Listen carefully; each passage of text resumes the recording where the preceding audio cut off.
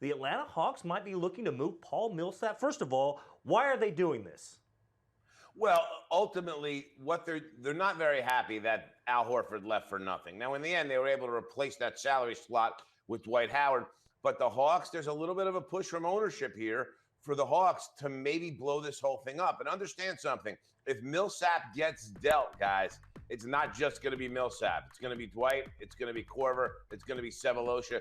They will take a torch and incinerate the whole thing. If they're going to do a full rebuild, they're going to do a full rebuild. And that's the big determination right now. And in trying to decide what they're going to do, they're gauging value for Millsap on the open market. Sources have told me that the four teams that they're looked at have made the most serious inquiries towards Millsap. I can't necessarily say offers yet, but the most serious inquiries towards Millsap are Sacramento, Philadelphia, Phoenix, and of course the team we discussed last week, the Toronto Raptors. So Millsap's a guy that generates a whole lot of interest.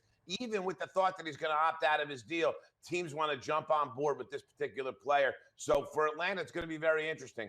But if we do see Atlanta make this move with Millsap, it's going to be because they go into full rebuild. You don't trade your best player in Paul Millsap and just retool the team. So that's something to keep an eye on. And I know ownership kind of leaning in that direction. Management, considering that management is Mike Budenholzer, who also is the head coach, thinks that they have more in them and this team can play better. For what's going to happen in Atlanta here, watch the next 10 to 15 to 20 games leading into the trade deadline. If they have another one of these losing streaks and they're scuffling and they're below 500, this will happen. If they play better, they may end up keeping this team together. All right, let's talk about what we talked about last week and follow up on that. If Paul Millsap were to go to Toronto, where does that put them as far as being able to battle with the Cavaliers?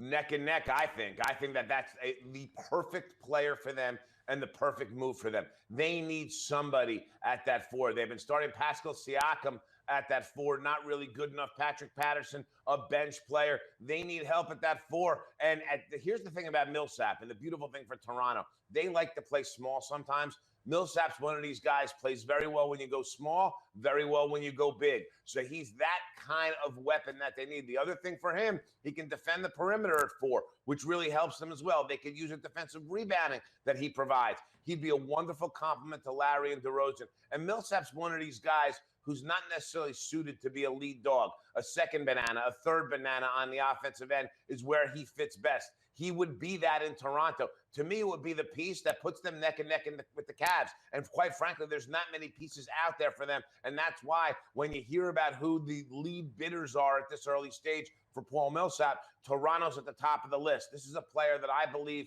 Toronto GM Masai Ujiri will go all in on if he has the opportunity to. And that's the question. Will Atlanta trade him? But if Atlanta's going to move him, Toronto's going to be right there. And it's the move for Toronto to put them in that stratosphere with the Cavaliers.